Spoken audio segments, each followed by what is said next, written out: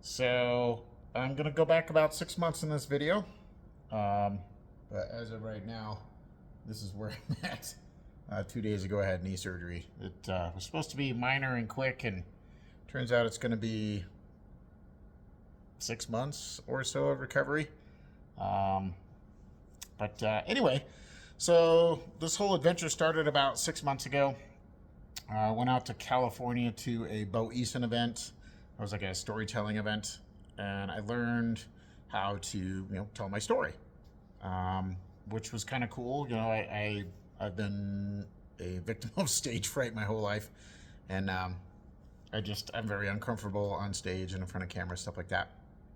So it was fun to be up there and on stage and having to tell stories, about like how I became the person I am, that kind of stuff. Um, but what was really cool is we had to do an exercise that um, we were supposed to come back to another event in 6 months, and we were supposed to tell our partner who we were working with that day um, what we had done over the last 6 months. What did we accomplished? What were we proud of? All that good stuff. And on the fly, I just came up with. I sent a note with my wife. Sorry that I couldn't be there, and it was because I was at the finals at SEMA.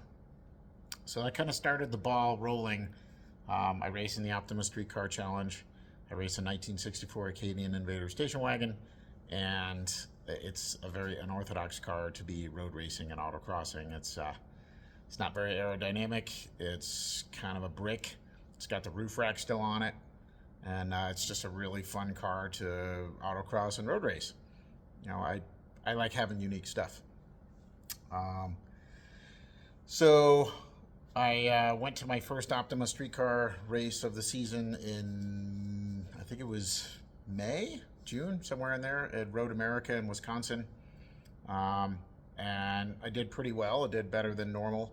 I had actually started practicing my design and engineering um, piece because I'm good at building a car and pretty good at driving the car, but I always in the design and engineering phase, where you have to present your car until you have 4 minutes to tell the judges all the upgrades you have made that are above and beyond stock. What have you done to make the car better?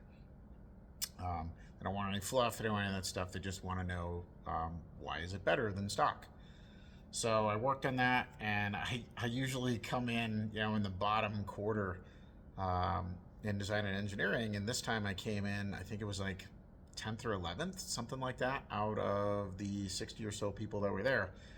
So what I learned at the Bo Eason event on how to just present was very helpful, because it was the same car, it was the same build, it was all the same stuff as before, just I did a better job of presenting it. And as a result of that, my driving was pretty good. It was a little bit better than the year before there, but my design and engineering score brought me up really high, and I scored really well at the event overall. Um, so it actually gave me a little bit of a chance to be able to maybe make the finals for SEMA. So that was kind of the beginning of where all this started coming together. I said that I wasn't going to be there at the Bo Eason event, and I went to Road America and did a much better job of presenting and got another step closer to going to the finals. Um, the car did everything in its power to fight me. It was broken, all the way up until the moment I loaded it in the trailer to go to Road America. It drove fine all summer, and then it literally had broke, you know, repeatedly for the week leading up to going to Road America.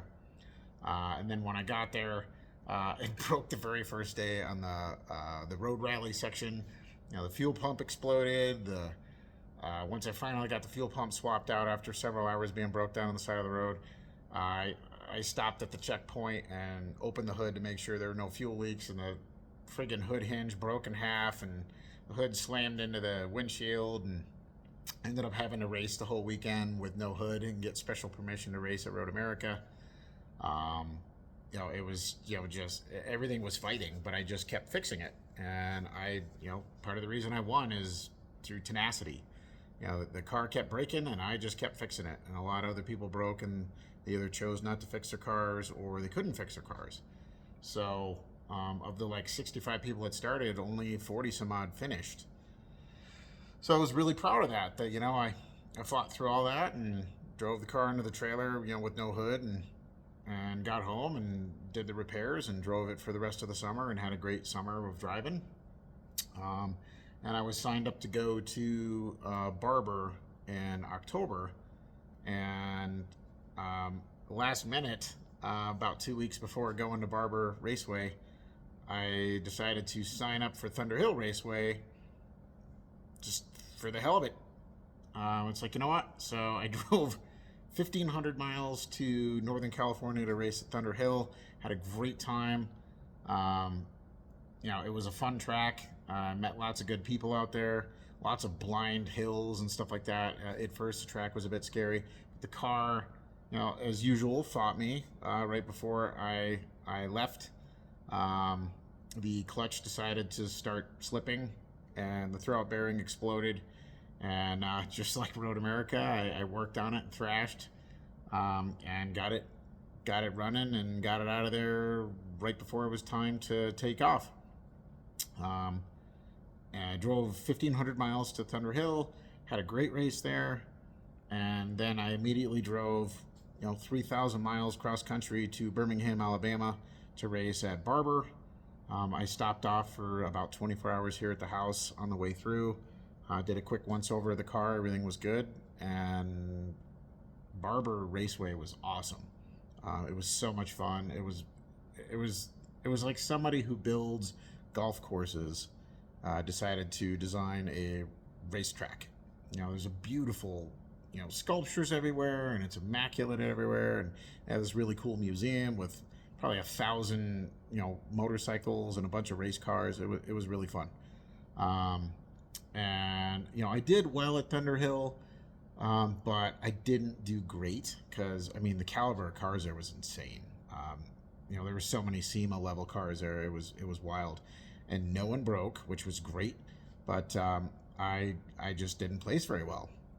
And then when I went to Barber, I don't know. I don't know if it was because I had just raced the weekend before, or what it was, but I raced so much better in Barber than I did at Thunder Hill.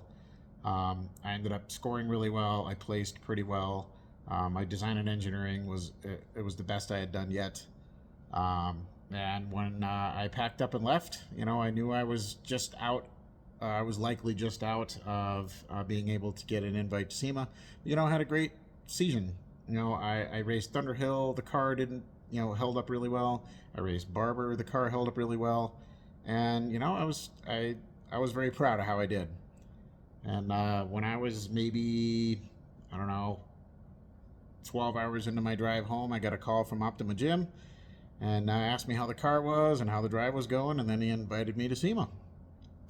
He said that I literally got the last spot, so that was pretty cool to earn the final spot. I think they invite 70 or 75 people to SEMA. And it's a point structure of the 500 and some odd people. I made the last spot to go to SEMA. So I had about 5 days at home, checked out the car. The car was great, and took it to SEMA and had a great time. Raced out at the racetrack in Pahrump. The road course was pretty awesome. Again, like a country club style racetrack. It was just so much fun out there. And then go to SEMA and do design and engineering and speed stop challenge, and it was an epic season of racing and car building. And it's it sucks that that's how it ended, but this isn't from racing. This is from an injury that I did 5 years ago on a bicycle, and has just progressively gotten worse, and it was just time to get it fixed. But here I am now, sitting here on the couch. I don't sit very often, so this is really hard for me. But I am thinking about, how much I love building cars and how much I love racing the cars and road trips and, car shows like Deadwood Cool Nights and, things like that, where it's taking these cool cars that we build and going on these road trips and going to car shows that are far away, and just the car community altogether. It's, I mean, I met